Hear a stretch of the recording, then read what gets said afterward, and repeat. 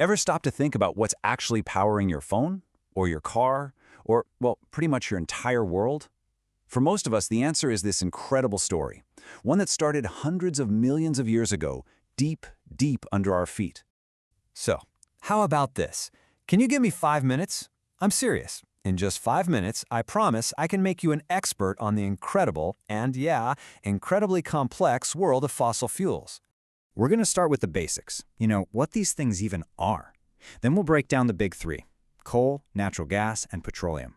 And we'll finish up by looking at what the future might hold. Sound good? Awesome, let's get into it.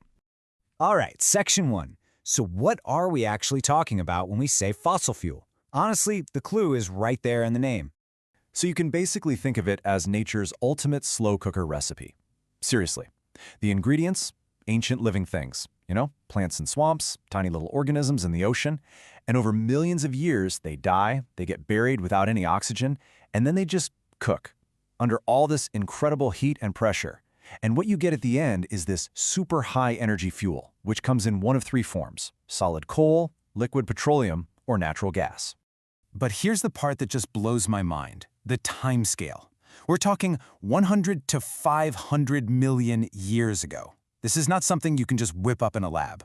You've got all this life dying and sinking. Then for millions of years, it's getting buried deeper and deeper, squeezed and heated by the planet itself.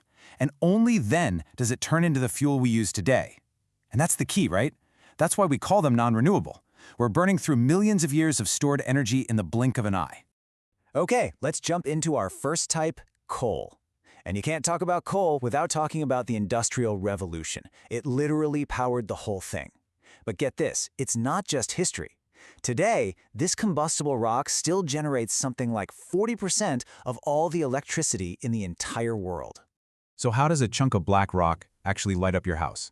It's actually a pretty straightforward process, like a chain reaction. First, they mine the coal. Then they crush it into a super fine powder, so it burns way faster. That fire is used to boil water, creating this incredibly powerful high-pressure steam.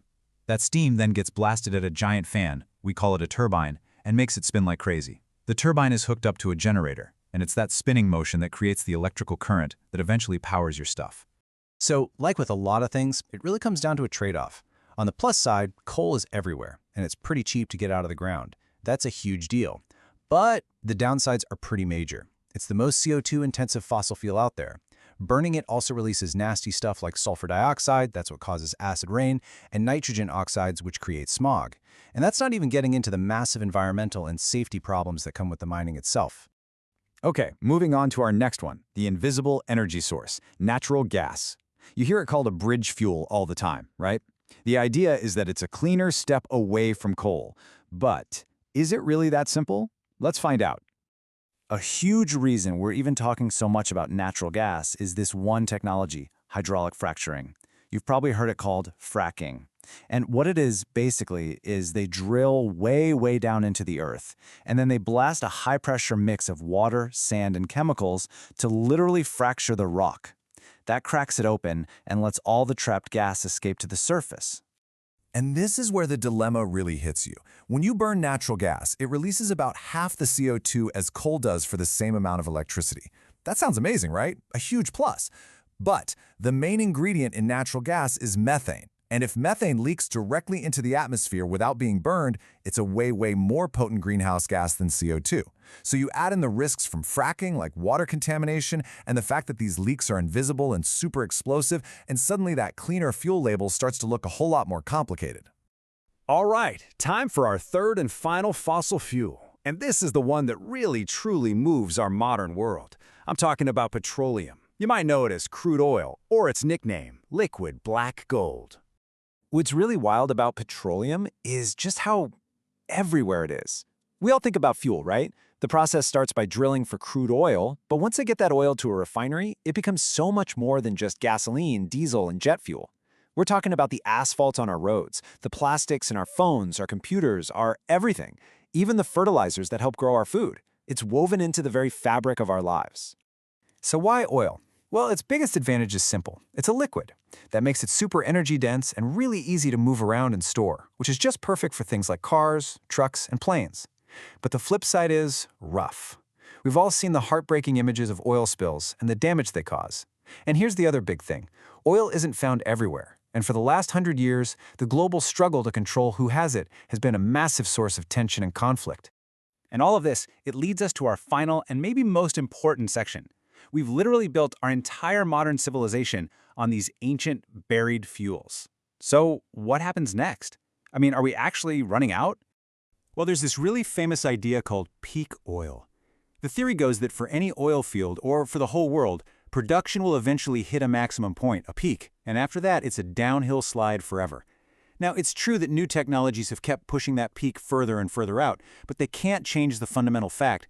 There's only so much of this stuff in the ground. It is absolutely finite. So let's take a look at who's sitting on the rest of it. When it comes to coal, the three biggest players with the largest proven reserves are the United States, Russia, and China. Switch over to oil, though, and the map looks completely different. Suddenly, the top three are Venezuela, Saudi Arabia, and Canada. And seeing that list really helps you understand that geopolitical tension we were just talking about, doesn't it? And finally, for natural gas, it's concentrated again. The biggest reserves are in Russia, Iran, and Qatar. So what you're seeing here is a clear pattern. These vital energy sources aren't spread out evenly. They're packed into just a handful of places around the globe.